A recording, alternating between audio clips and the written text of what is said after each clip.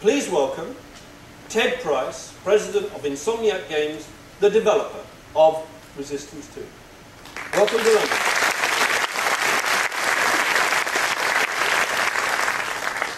Thank you, David. So with Resistance 2, we focus equally on 4 areas. These are things we call the 4 C's.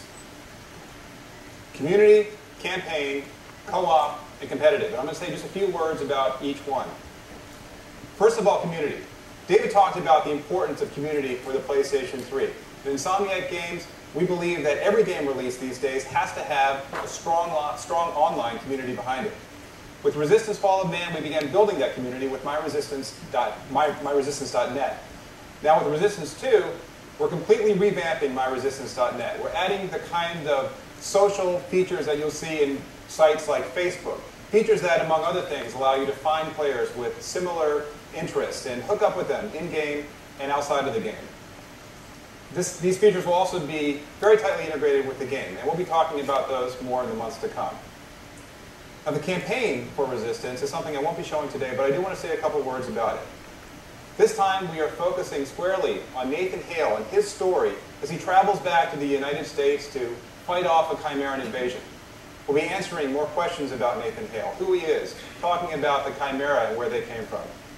Furthermore, we're taking advantage of the incredible variety of settings within the United States that 1950s America offers. What you're seeing here are screenshots from one of our levels set in the redwoods of California. Now with co-op, we're definitely breaking new ground. We have 8-player online co-op with its own campaign, its own story. We have different character classes you can play. We have character progression. We have experience-based persistent rewards. It has a lot to offer. But today, we're going to be focusing on competitive. So instead of talking about it, I'm going to show you some gameplay that we captured just a couple days ago back in Los Angeles. Now please keep in mind, the game is 6 months away from appearing on shelves, so this is work in progress.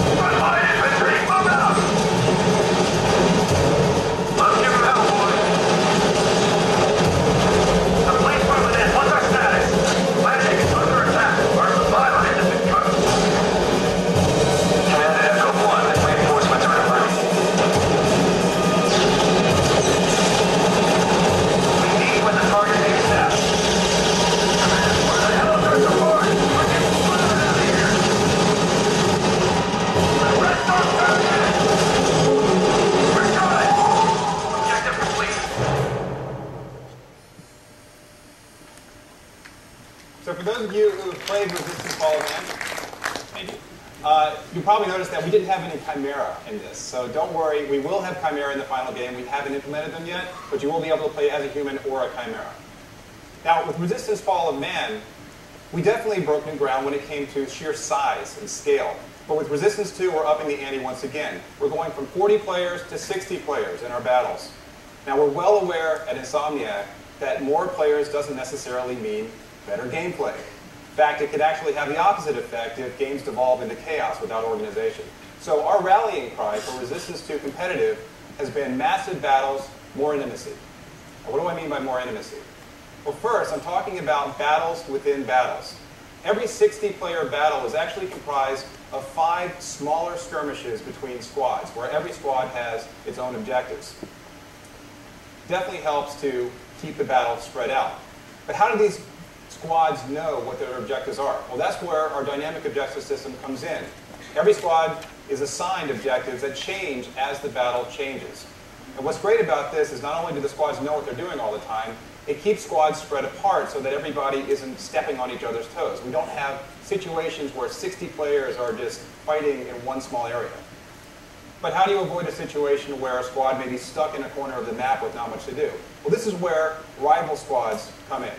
Every squad gets a rival squad. This is another squad that has the same objectives, so they're fighting toe-to-toe the entire time. And when it comes to 60 players in the battlefield, what's great is that there are always 5 or 6 players for whom you develop a really intense hatred. Personally, this is one of my favorite aspects of the game because I know that if somebody cheap shots me from the rival squad, I'm going to be able to find him because basically I'm spawning near him and I know where he's going. So finally, how do we keep squads together? Well, we have a reward system that rewards teamwork.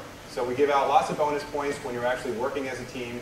And these can be used to earn persistent rewards in the game, to level up, etc. We'll be talking about that more in the next few months. So, bottom line, Resistance 2 Competitive has a lot to offer. With its massive battles and more intimacy, we think it's going to be breaking new ground for the PlayStation 3 and then online in general. But that's just a quarter of the overall game. So as we get closer to launch, stay tuned for more information on competitive, on campaign, on our co-op mode, and on our community.